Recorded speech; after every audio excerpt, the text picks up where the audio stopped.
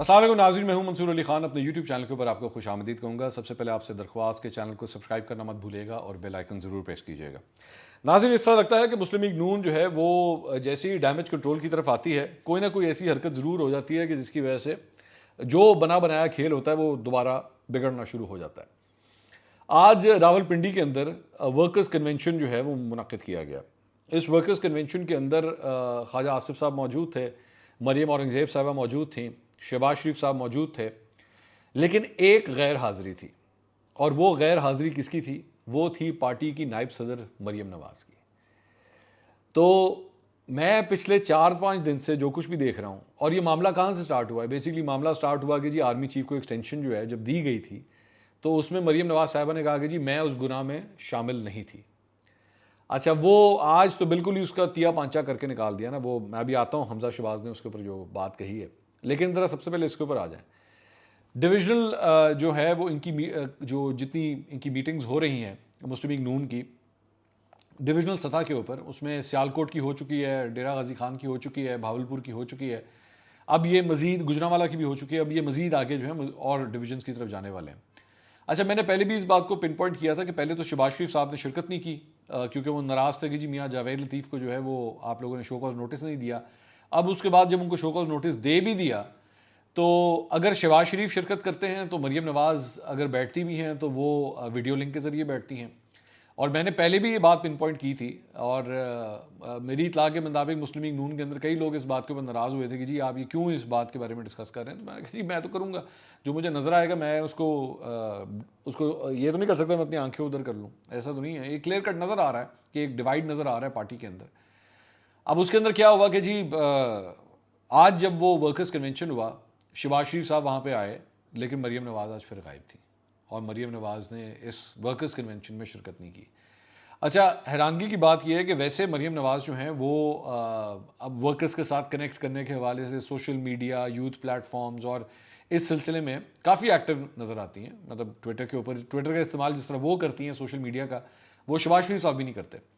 لیکن آج جب اس موقع کے اوپر پنڈی کے اندر، اور خاص طور پہ وہ جگہ جہاں پہ ابھی کنٹونمنٹ بورڈ کے اندر آپ نے بڑا اچھا رزلٹ دکھایا ہے مسلم لیگ نون نے، ایسے موقع کے اوپر مریم نواز آج پھر غائب تھی اور وہ نہیں آئی.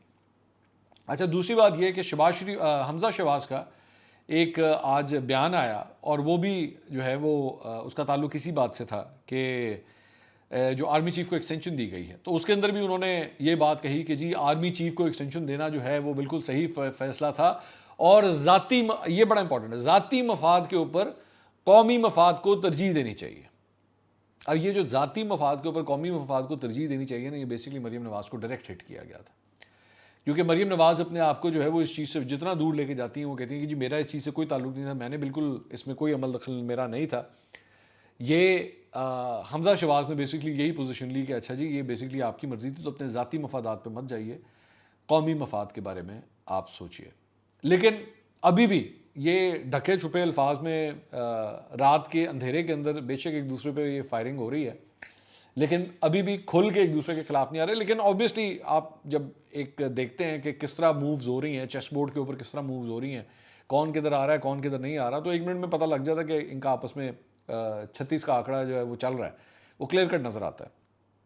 اچھا، دوسری بات یہ کہ ان کو اس بات کا آئیڈیا نہیں ہے کہ یہ سارا کچھ کر کے، یہ جو کچھ بھی اس وقت یہ لوگ سارا کچھ کر رہے ہیں، اسے حکومت یا پاکستان تحریک انصاف تو استعمال کرے گی، اور کرنا بھی چاہیے، اس میں کوئی بری بات نہیں ہے. ظاہری بات ہے آپ کو اپنے مخالفین کے اندر اگر آپ کو کوئی نظر آ رہی ہے، کوئی کمزوری نظر آ رہی ہے، کوئی گیپ نظر آ رہا ہے، تو آپ کو سٹرائک کرنا چاہیے، اور وہ بالکل سٹرائک کر رہے ہیں. وہ شیخ رشید صاحب کو میں دیکھ رہا تھا مختلف ٹیلی ویژن چینلز کے اوپر آ کے جو ہے وہ فون کے اوپر بیپرز وغیرہ دے رہے تھے کہ جی میں تو پہلے ہی کہتا تھا یہ آپس میں بٹے میں یہ ہے، وہ صحیح استعمال کر رہے ہیں.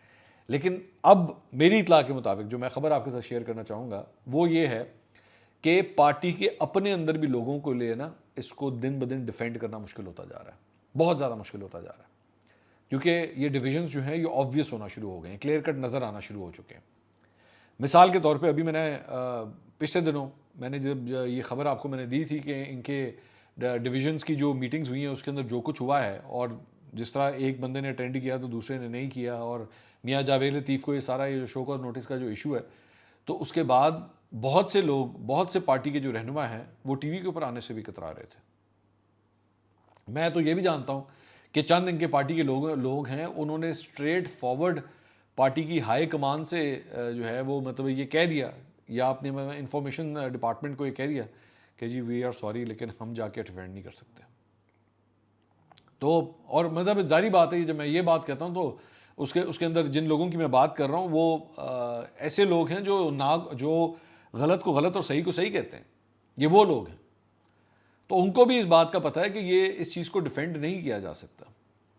حقیقت یہ ہے کہ شہباز شریف صاحب نے لندن جا کے، اور غالباً ان کے 8 یا 9 لوگ تھے مسلم لیگ نون کے، انہوں نے جا کے پوری طرح کنونس کیا تھا، پوری طرح بیٹھ کے مشاورت کی تھی، جس میں اسحاق ڈار بھی موجود تھے. اور اس کے بعد یہ فیصلے کہ اگر کوئی ذمہ دار ہیں تو وہ شہباز شریف صاحب ہیں. شہباز شریف صاحب نے اس چیز کی لیڈ لی تھی اور یہ کہا تھا کہ جی یہ آرمی چیف کو ایکسٹینشن دینی چاہیے.